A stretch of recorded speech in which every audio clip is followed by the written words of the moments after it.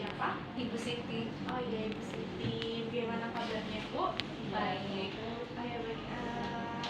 Di sini kita akan melakukan pendidikan kesehatan ya kepada Ibu mengenai gangguan psikologis terhadap Ibu nifas. Kebetulan Ibu masih masa nifas ya, Bu, karena melahirkan kemarin.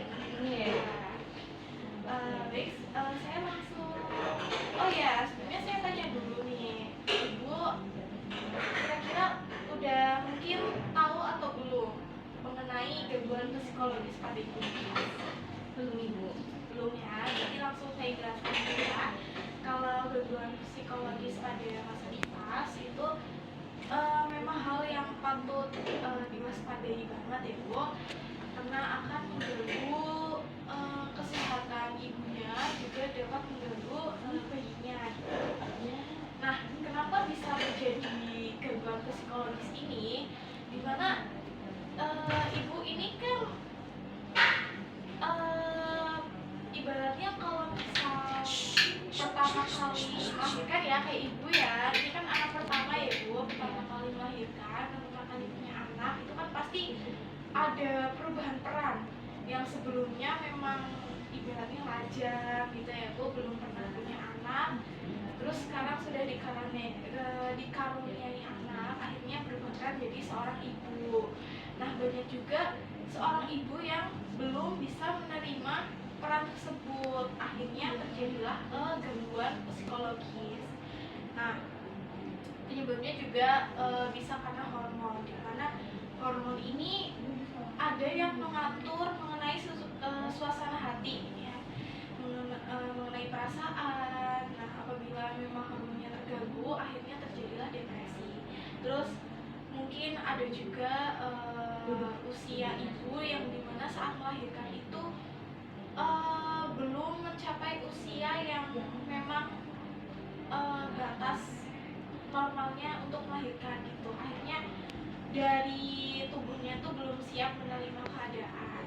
Misal di bawah 20 tahun atau lebih dari 35 tahun. Terus ada juga mungkin karena sebelumnya ibu sudah mengalami gangguan psikologis, mungkin dari kehamilan sebelumnya atau dari persalinan sebelumnya.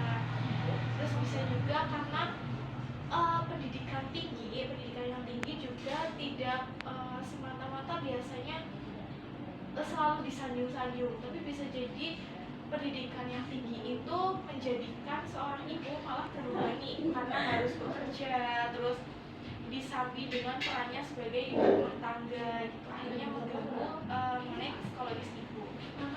Nah, di sini ada memang beberapa gangguan psikologis yang terjadi kepada ibu nifas, mulai dari yang paling ringan hingga memang yang serius sekali yang harus segera ditangani oleh dokter maupun psikiater.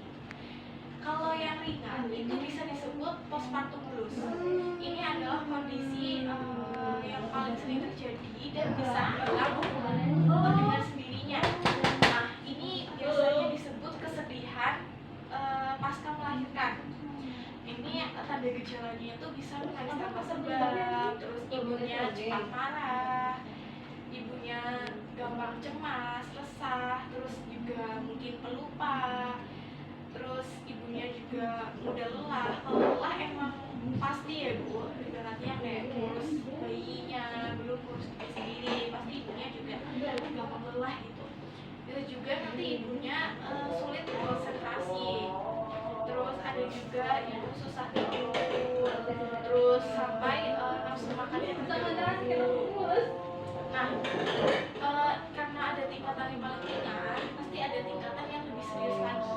Namanya itu depresi postpartum atau postpartum depression. Kondisi ini tuh lebih serius dari yang tadi, iya, dari postpartum blues tadi. Nah, karena lebih serius, jadi penanganannya juga harus lebih serius lagi.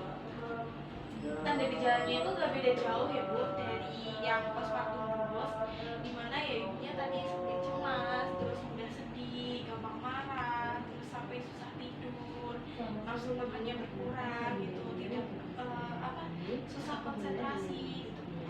ya sampai kadang tuh ibunya gak mau ibaratnya berinteraksi dengan orang lain gitu, akhirnya ibunya menyendiri. Nah, ada lagi tingkatan depresi lagi yang lebih patut diwaspadai, dimana yang namanya itu postpartum psikosis. Nah, postpartum psikosis ini ibaratnya kayak kondisi yang sudah paling serius dan harus segera ditangani oleh dokter maupun psikiater gitu. Dimana biasanya ibu ini terjadi pada ibu perinipara atau ibu yang pertama kali melahirkan, pertama kali hamil, pertama kali punya anak. Terus bisa jadi juga kalau ibunya memang sudah ada riwayat gangguan psikologis sebelumnya pada masa kehamilannya atau pada masa setelah melahirkan gitu.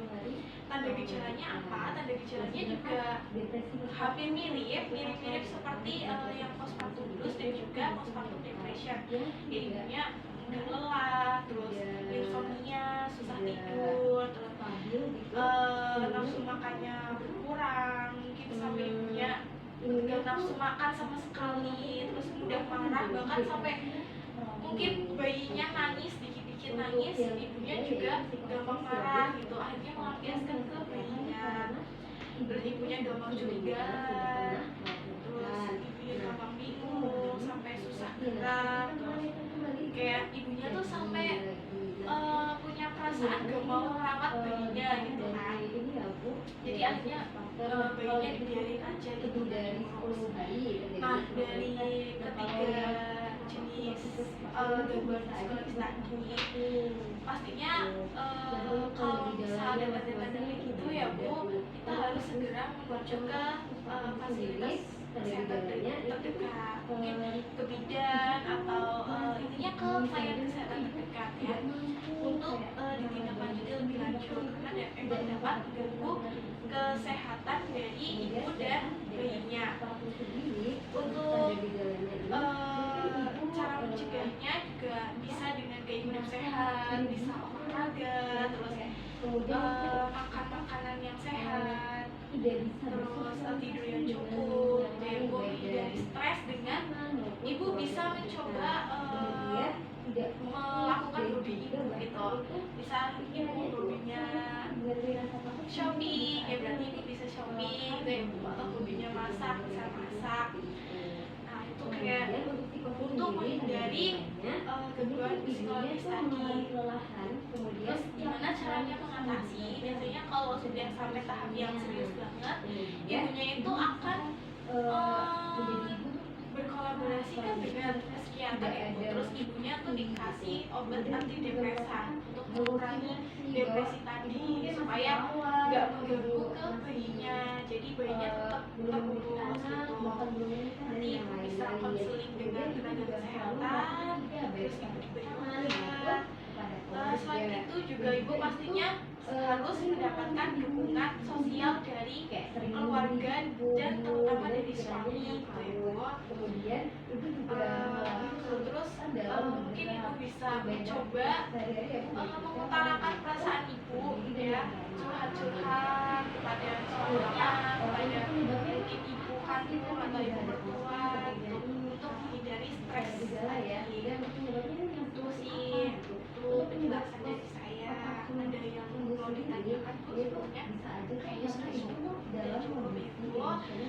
Mungkin boleh dijelaskan sedikit apa yang tadi saya Itu gangguan psikolog yaitu terjadi karena pengaruh hormon, kemudian usia ibu yang terlalu cukup, kemudian peralihan dari masa yang belum melahirkan kan pertama kali, kemudian sudah memiliki anak, kemudian depresi gangguan itu ada 3 macam, yaitu postpartum blues, kemudian depresi postpartum, kemudian yang satu lagi adalah postpartum psikosis. Yang lebih parah itu psikosis karena ada keinginan bunuh diri atau tidak ingin mengurus anak Jadi udah paham ya Bu mengenai video tadi. Kalau nggak ada pertanyaan berarti dari saya juga cukup. Terima kasih ya Bu, nanti saya